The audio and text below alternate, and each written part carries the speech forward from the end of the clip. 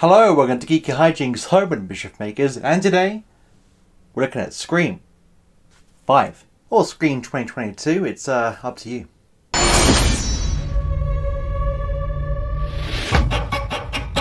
So the first Scream film that came out in '96 was the second ever slasher film I ever saw in my entire life. The first being Halloween, and this was the next because I was still quite young and only could watch films that were put on for me, so thank you for that. But the first Scream for me, I loved. That beginning scene with Drew Barrymore was really shocking. The deaths throughout. I've never seen anything like it. And as I got older, I realised, okay, this was a meta film meant to be portraying slasher films that have gone by. But at the time when you're like 11, you don't know that. You're just thinking, this is a really good slasher film. But I liked all the Scream films, 2, 3 and 4. I know a lot of people have problems with one of them or all of them. But I played a lot into my nostalgia because I pretty much grew up with these films during my teenage years. In fact, the only real issue I have with the Scream films is the lead, Sidney Prescott. Like the actress, Neve Campbell, but Sidney Prescott, she kind of bothered me. She always seemed to whine and whinge, and I get it. Her mother was murdered, I think, I forget now, but her friends were all killed, so I get why she's sad. But her face just annoyed me through this series. And like, I'm not saying she's the worst final girl, because she's one of the best, let's be honest, but she just bugged me. So it's a personal thing, so don't hurt me in the comments. I'm sorry, I'm only little. But my expectations of Scream 5, Scream 2022, why do they keep doing that to us? Anyway, my expectations of Scream 5 were average, because I'm not a Scream mega fan, but I love slasher films. It's my favourite subgenre in the horror genre.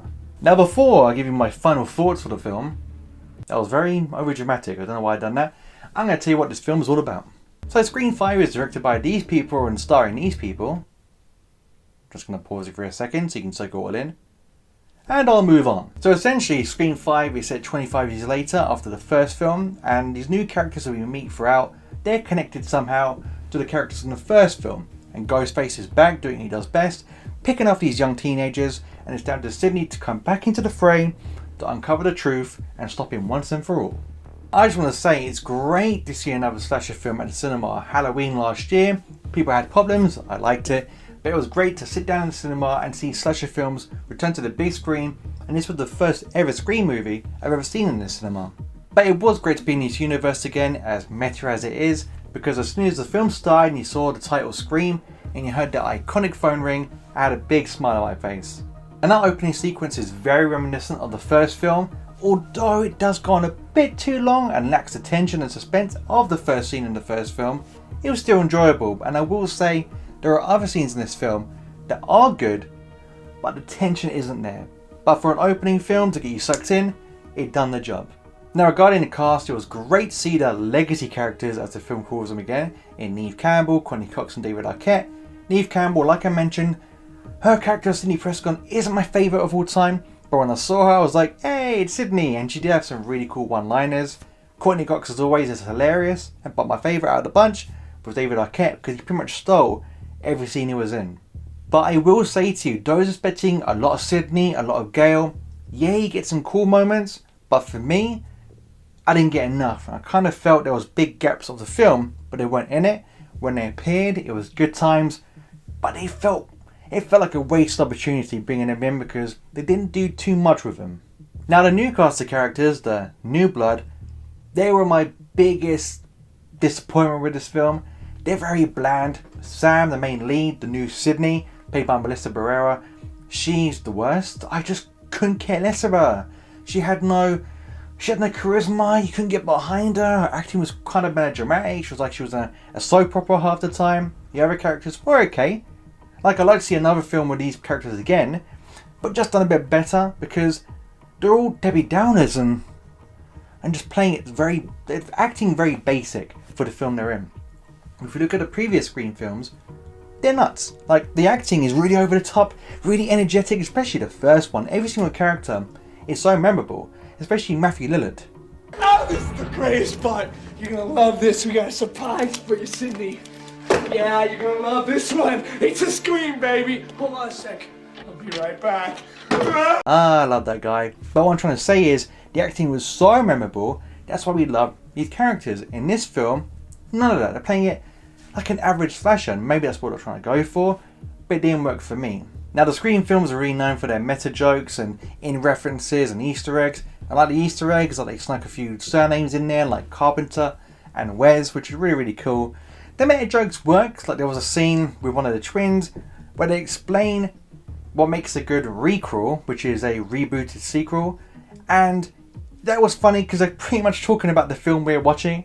So I like that kind of stuff, although at times it was a bit heavy-handed and a little bit messy. The best part of the film for me, which I think should be everyone's favourite part of the film, because it's amazing, was Ghostface. Ghostface is savage in this film. He is brutal, and I loved every single minute of it. Everyone in the cinema I was with, my girlfriend and my family, they were like, oh, and I was like, yeah, the kills are great. Although they lack the tension, that's one thing I'll say, they felt quite rushed. There was no playing with your food, so to speak. So like an original film, or even like films like I Know What You Did Last Summer with Sarah Michelle Gellar, which is going through that clothes shop and trying to evade the murderer.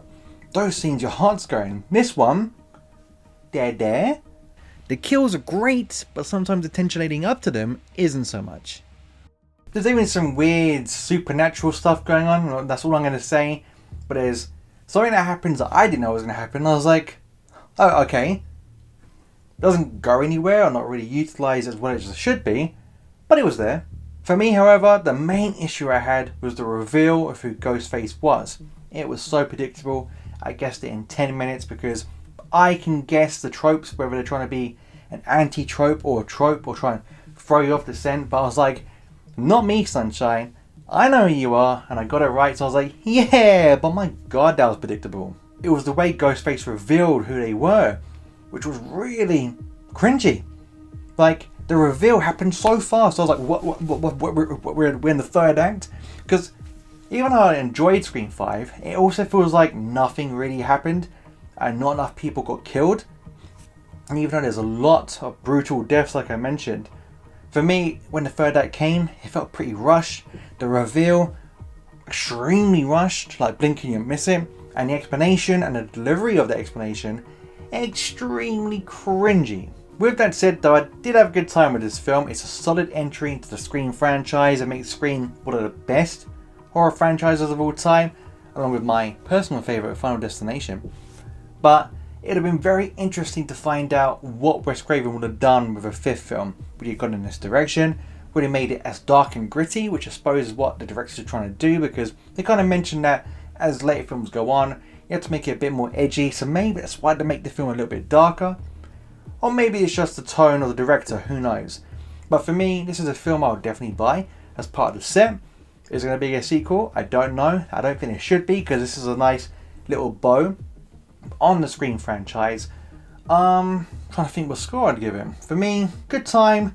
Had its flaws, not perfect. If you're a fan of the franchise, you'll probably really like it, or could be severely disappointed. But for me, I had a good time with this one, despite the flaws I mentioned. So I'm going to give Scream 5 3.5 out of 5 Geeky Coins.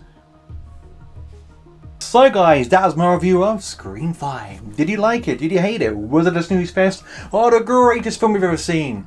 Comment in the comments and let me know, because I genuinely am interested. If you like this video, drop me those likes, because it always does help.